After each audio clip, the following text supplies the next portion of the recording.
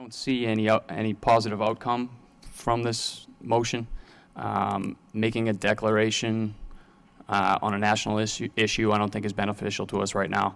I think our only focus should be on the reopening of schools and making sure that every kid has an appropriate education starting in September. I don't think it matters how it's worded or what's in there.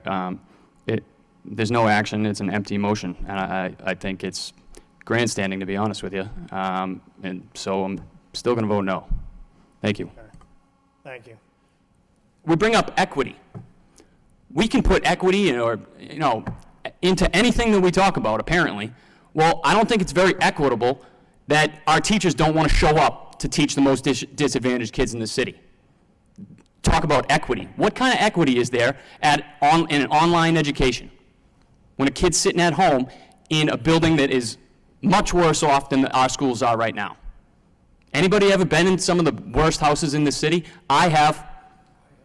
I don't want to have you can't find a place that do remote learning in half the places that some of our kids live.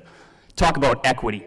But this is bringing political ideology into what we are teaching directly. I mean, this is like blatant Marxist ideology that we're trying to put into our curriculum. Like, there's no two ways about it. And I think we need to have long talks about it.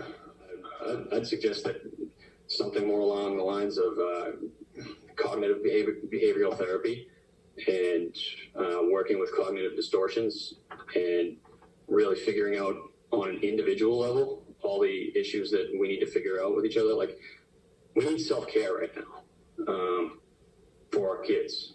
We need our kids to learn how to improve themselves as an individual, mentally, physically, taking care of their brain, taking care of their body.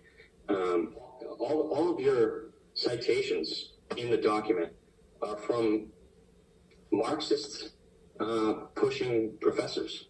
And it's a dangerous ideology to pushing down. I mean, we talk about diversity in every way possible. We want to put every color kid in the classroom, but we don't want to express every thought, every idea.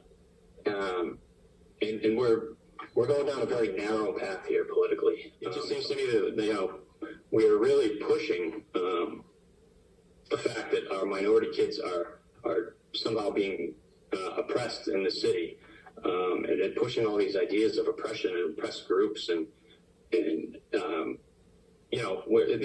nobody in this on this team is even from this city and knows the dynamics of the city. I really do want to get into a deeper conversation because I don't think most people in this city, I think people would be furious that we are pushing curriculum in that is this radically politically motivated, because it is.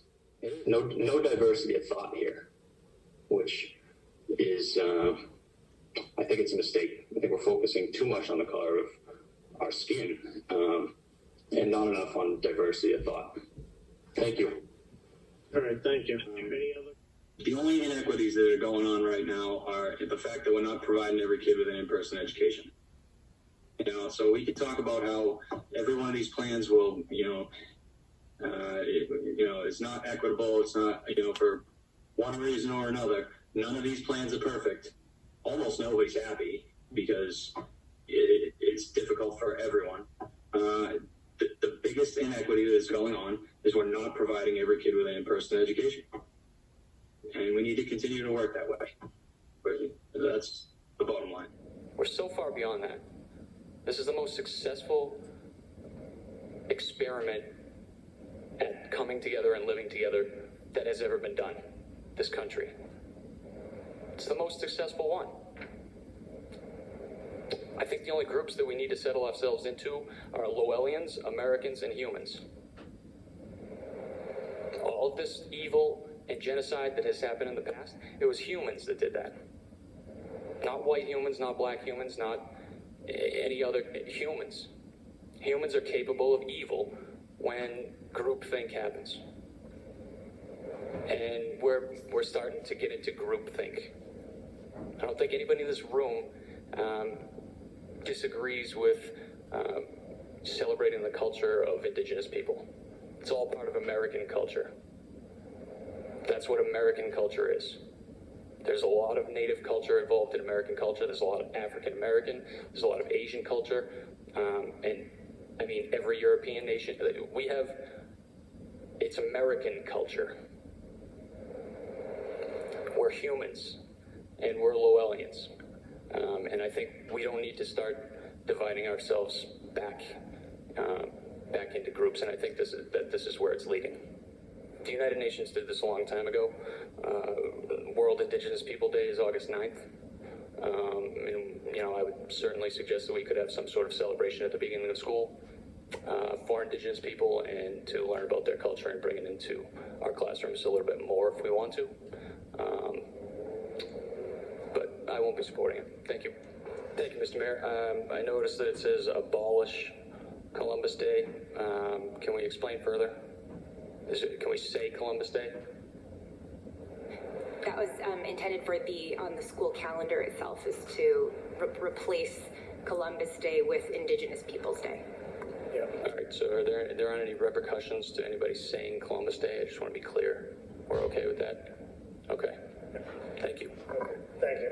Why don't we do? I mean, we can't go more than 10 minutes without saying equity around here. And, you know, this was described to us as a pilot program, it sounds like, right? And it would provide relief for the rest of the district also, just because these buildings in particular are getting a permanent sub position. It's also a sub position in the district that is being filled, that's helping to distribute subs around the district. So I would find it, not in our best interest that we say the word equity and we say that this is not fair somehow to certain buildings or schools. I mean, it's a pilot program. It's going to provide relief for the entire district throughout the city. And if we keep trying to go to this, nobody can have anything that everybody else doesn't have thought process, then we're never going to get anywhere. So I'm supporting it still. Thank you. Ms. Clark?